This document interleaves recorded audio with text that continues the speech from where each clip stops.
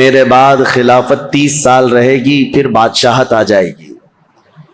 تو یہ جو خلافت ہے اس کو خلافت راشدہ کہا جاتا ہے۔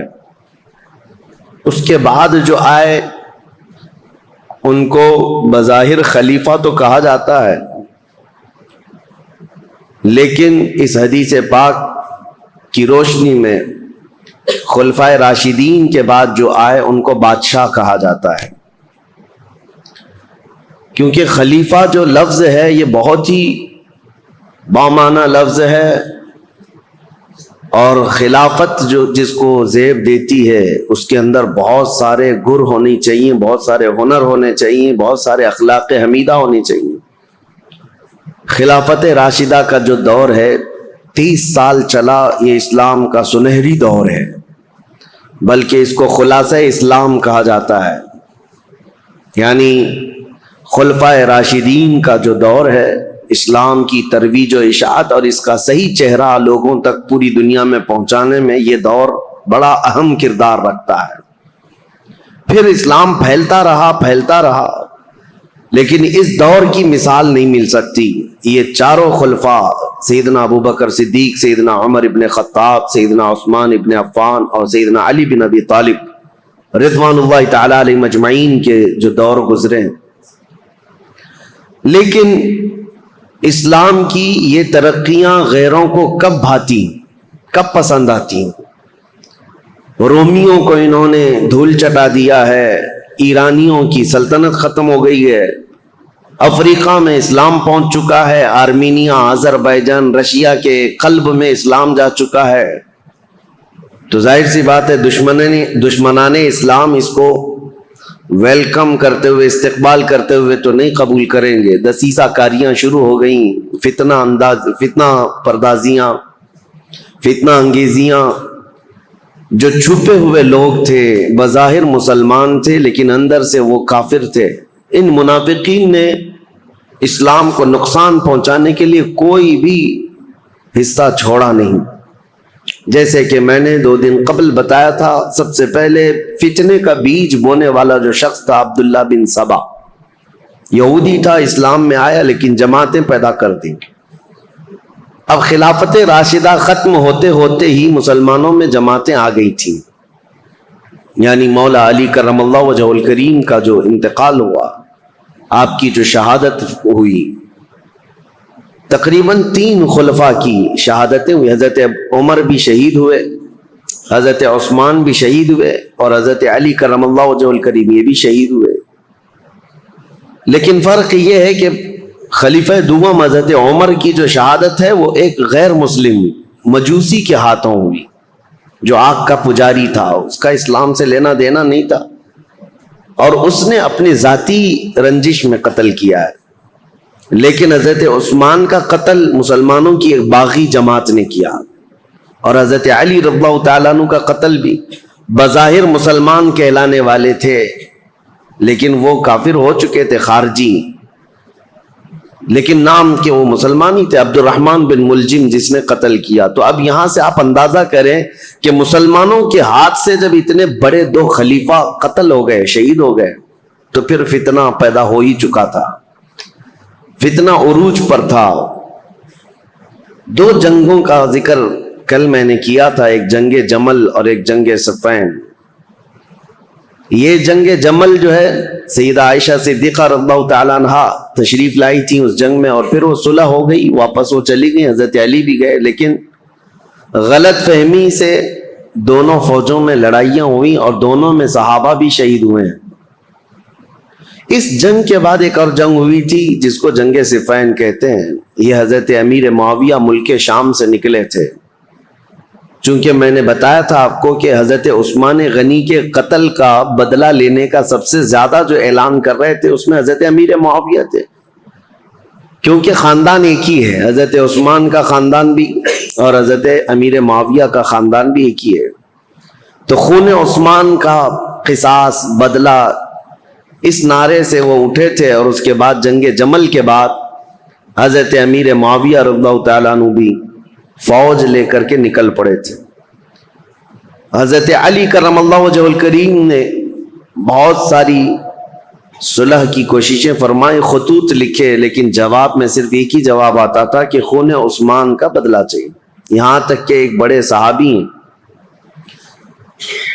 جریر بن عبداللہ بجلی، یہ گئے اور حضرت امیر معاویہ سے انہوں نے کہا کیا آپ کو یہ نہیں معلوم کہ علی بن ابی طالب رسول اللہ صلی اللہ علیہ وسلم کی قرابت داروں میں سے، خاندان میں سے، اور صحابہ میں وہ افضل ترین ہیں، پھر آپ کس طرح سے ان کے لیے جنگ کا ارادہ کر کے نکلتے ہیں؟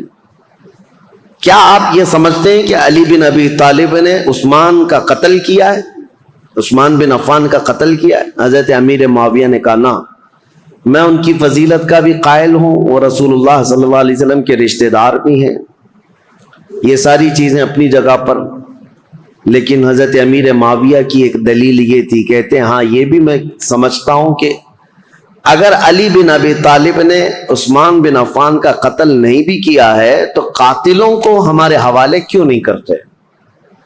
جنہوں نے قتل کیا ان کو ہمارے حوالے کرے۔ تو حضرت علی کرم اللہ وجہہ الکریم کے پاس انہوں نے خط لا کر کے دیا کہ امیر معاویہ تو یوں کہہ رہے ہیں۔ حضرت علی نے کہا مجھ سے وہ لوگ ایسی چیز کا مطالبہ کر رہے ہیں جو میرے ہاتھ میں ہے ہی نہیں۔ حضرت عثمان غنی کے قاتل کون ہیں یہ پتہ ہی نہیں ہے، تو کیسے ان کے حوالے کیا جائے؟ اگر میرے قابو میں ہوتے، میرے قبضے میں ہوتے، تو حضرت علی کہتے ہیں سب سے پہلے خون عثمان کا بدلہ لینے والا علی بن ابی طالب ہوتا، لیکن معاملات نہیں سلجھے، یہ حالات بڑھتے چلے گئے۔ پھر حضرت امیر معاویہ جو لشکر لے کر کے نکل پڑے اور ان دونوں جماعتوں کی ایک جگہ پر جا کر آمنا سامنا ہو گیا، ان جماعتوں کا مقام نہروان کے قریب۔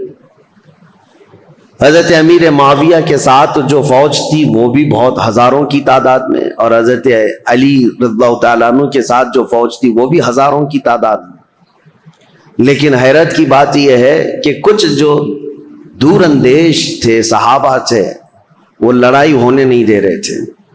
دونوں فوجیں میدان میں پڑاؤ تو کر لیں، یہ جمادی الاول کا شروع کا مہینہ تھا اور جمادی الاخر آ گیا، یعنی 2 مہینے تک فوجیں وہیں پر رہیں لیکن لڑائیاں نہیں آمنے سامنے، اور حتیٰ کہ حالات ایسے ہو گئے کہ ادھر کی فوج ادھر کے لوگوں میں آ جاتی تھی پانی لینے کے لیے، ادھر کے لوگ ادھر جاتے تھے پانی لینے کے لیے، تو دوستی بھی ہو گئی 2 مہینے میں۔ اور اس کے بعد رجب کا مہینہ شروع ہوا تو حرمت والا مہینہ، اس میں جنگ حرام ہے، تو جنگ بندی ہو گئی۔ 3 مہینے ایسے ہی گزر گئے، دونوں فوجیں میدان میں پڑاؤ ڈالی رہیں۔ پھر اس کے بعد حضرت علی رضی اللہ تعالیٰ عنہ اور حضرت امیر معاویہ رضی اللہ تعالیٰ عنہ دونوں کے درمیان یہ خط و کتابت بھی چلتے رہے، صلح کی باتیں بھی چلتی رہیں، لیکن جیسے کہ میں نے کہا سبائی فتنہ یہاں پر بھی موجود تھا دونوں جماعتوں میں، اور دونوں جماعتوں کو جنگ پر بھڑکانے کے لیے شرانگیز دونوں جگہ موجود تھے، بھڑکاتے رہتے تھے۔ اور اس کے بعد ناگہانی رجب کا مہینہ ختم ہوا تو اچانک ان دونوں میں مٹ بھیڑ ہوئی، جس میں حضرت علی رضی اللہ تعالیٰ عنہ کی طرف سے آئے ہوئی جماعت میں 25,000 لوگ قتل ہوئے تھے، حضرت امیر معاویہ کی طرف سے آئے ہوئے لوگوں میں 45,000 لوگ قتل ہوئے تھے۔ اس ایک جنگ میں 70,000 لوگ قتل ہوئے ہیں، یہ معمولی چیز ہے؟ 70,000 لوگ کام آ گئے، جان سے ہاتھ دھو بیٹھے، حتیٰ کہ قتل اتنا ہو چکا تھا کہ ایک ایک دن جنگ کو روکنا پڑتا تھا، میتوں کو یعنی کفن پہنانے کے لیے، نماز پڑھنے کے لیے، دفن کرنے کے لیے۔ ہزاروں عورتیں بیوہ ہو گئیں، ہزاروں کی تعداد میں بچے یتیم ہو گئے اس ایک جنگ میں۔ پھر حضرت امیر معاویہ نے سمجھ لیا، کیونکہ شامی فوج جو ہے اب کمزور پڑ گئی تھی جو حضرت امیر معاویہ کے ساتھ آئی تھی، اور حضرت علی کے ساتھ جو فوج لڑ رہی تھی وہ عراقی فوج تھی، کیونکہ حضرت علی کا دارالخلافہ کوفہ تھا جو عراق میں ہے۔ عراقی فوج اور شامی فوج دونوں میں لڑائیاں ہیں، اور حجاز کے لوگ یعنی مدینہ، مکہ، یہاں کے سب لوگ حضرت علی کرم اللہ وجہہ الکریم کے ساتھ تھے۔ اب حضرت امیر معاویہ نے یہ جب دیکھا کہ شامی فوج 45,000 کی تعداد میں قتل ہو گئی، جو اب تک کی کسی بھی جنگ میں اتنی بڑی تعداد قتل نہیں ہوئی تھی. یہ بہت بڑی تعداد ہے. تو انہوں نے پھر یہ اپنی فوج میں تقریر کرنا شروع کیا کہ اگر شامی فوج اس طرح سے ماری جانے لگ جائے تو پھر جو ہم نے علاقے فتح کیے تھے رومن ایمپائر سے، وہ تو رومی فوجی عیسائی سب پھر سے ملک شام پر حملہ کریں گے، ہمارے علاقے حاصل کر لیں گے.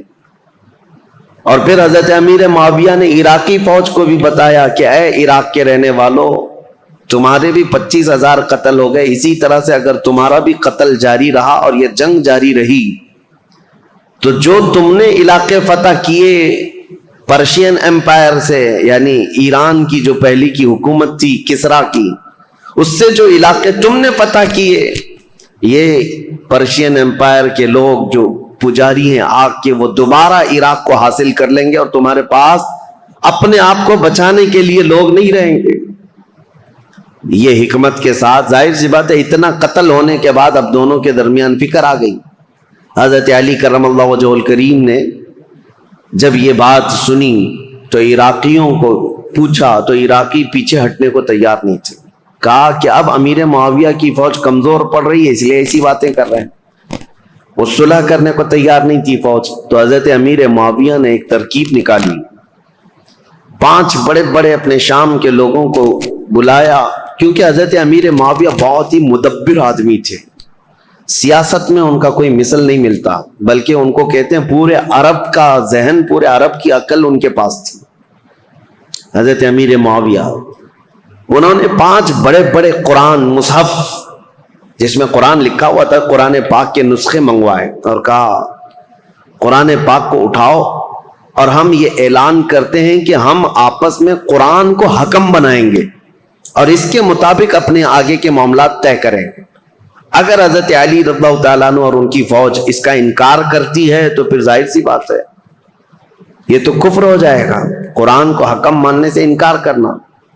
تو حضرت امیر معاویہ کی یہ ترکیب تھی، 5 بڑے بڑے قرآن اٹھا کر کے وہ لائے اور پیچھے اور بھی سینکڑوں لوگ قرآن سر پہ اٹھا کر کے لے آئے اور اعلان کیا عراقی فوج کے سامنے، حضرت علی کے سامنے، کہ یہ ہم لوگ جنگ بندی چاہتے ہیں اور قرآن جو ہے اس کو ہم حکم بنانا چاہتے ہیں اور اس کے مطابق ہم آگے کام کریں. حضرت علی اگر انکار کرتے تو ان کی فوج میں ہی لوگ آپ کی باغی ہو جاتے ہیں کہ آپ نے تو قرآن کا انکار کر دیا. تو حضرت علی رضی اللہ تعالیٰ عنہ یہ سیاست سمجھ گئے. آپ نے فرمایا ہم نے جو جنگ کی ہے وہ اسی لیے کہ تم قرآن کے پابند بن جاؤ، اسی لیے تو ہم تلوار اٹھائے. اور آج اگر آپ کو یہ بات لگ رہی ہے کہ قرآن کو حکم بنایا جائے تو اس کے سب سے پہلے پیروکار ہم ہوں گے. پھر دونوں کی جانب سے یہ بات طے پائی کہ ایک ایک صحابی کو حکم بنایا جائے اور قرآن اور حدیث رسول کے مطابق وہ فیصلہ کرے. تو حضرت امیر معاویہ نے اپنے مشیر خاص، یعنی ان کے بہت قریبی تھے عمرو بن عاص رضی اللہ تعالیٰ، صحابی ہیں جنہوں نے مصر فتح کیا، وہ حضرت امیر معاویہ کے قریبی تھے. حضرت امیر معاویہ نے ان کو حکم بنا دیا. حضرت علی رضی اللہ تعالیٰ عنہ کی طرف سے حضرت ابو موسیٰ اشعری، یہ نہایت سادہ دل تھے اور ہر ایک کے متعلق عفو درگزر کا معاملہ اپنے اندر رکھتے تھے. جیسے اپنے لیے سوچتے تھے ایسے دوسرے کے لیے بھی خیال رکھتے تھے. حالانکہ ابو موسیٰ اشعری رضی اللہ تعالیٰ عنہ یہ کوفہ کے گورنر رہے ہیں، مدبر رہے، ذہین رہے ہیں، لیکن حضرت علی ان کے حکم بنانے کے حمایت میں نہیں تھے، لیکن لوگوں کی زور زبردستی پر ان کو حکم بنایا گیا.